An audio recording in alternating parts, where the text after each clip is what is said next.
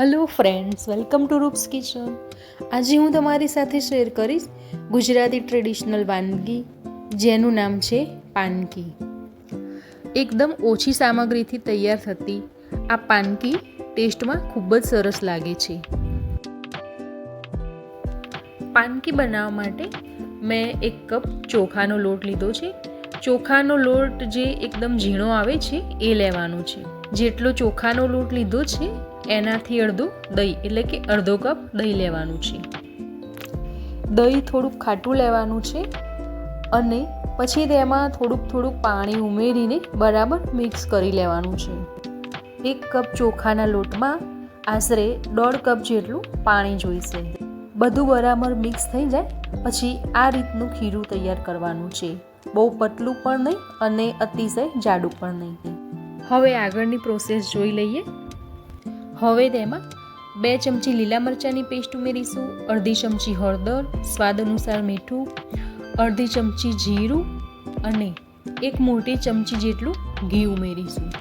ઘી ઉમેરવાથી પાનકીનો ટેસ્ટ ખૂબ જ સરસ લાગે છે અને ખાવામાં પણ તે એકદમ સોફ્ટ બને છે. થોડીક કોથમીર ઉમેરીશું અને પછી બધું મિક્સ કરી લઈશું.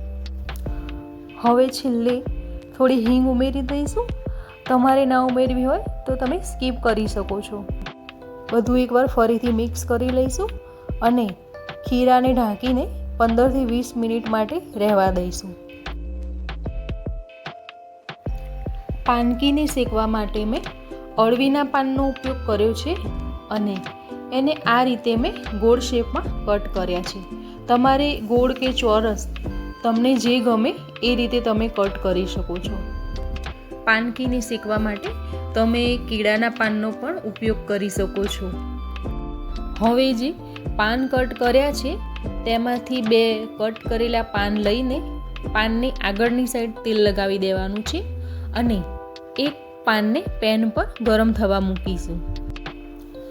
પાન સહેજ ગરમ થાય એટલે એની ઉપર ખીરું પાથરી દઈશું સરસ રીતે અને પછી જે બીજું તેલ લગાવેલું પાન હતું એ આ ખીરાના ઉપર મૂકી દઈશું.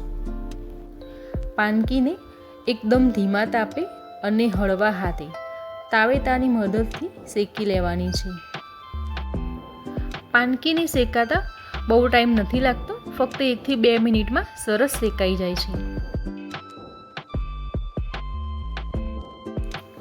પાનકીનું ઉપરનું પાન આ રીતે સરળતાથી નીકળી જાય અને ચોંટે નહીં તો સમજી લેવું કે પાનકી સરસ રીતે કૂક થઈ ગઈ છે. પાનકી સરસ રીતે કૂક થઈ ગઈ છે. હવે તેને એક પ્લેટમાં કાઢી લઈશું અને જે ઉપરનું પાન છે તે કાઢી નાખવાનું છે અને જે નીચેનું પાન છે તેને રહેવા દેવાનું છે. આ વાનગીનું નામ જ પાનકી છે અને તેને પાન સાથે સર્વ કરવામાં આવે છે. પાનકી ઉપર થોડું લાલ મરચું સ્પ્રિંકલ કરીને કોથમીરની ચટણી સાથે સર્વ કરીશું. ફ્રેન્ડ્સ, તમે પણ જરૂરથી ટ્રાય કરજો આ રેસીપી અને રેસીપી પસંદ આવી હોય તો લાઈક અને શેર જરૂરથી કરજો. ફરીથી મળીશું નવી રેસીપી સાથે.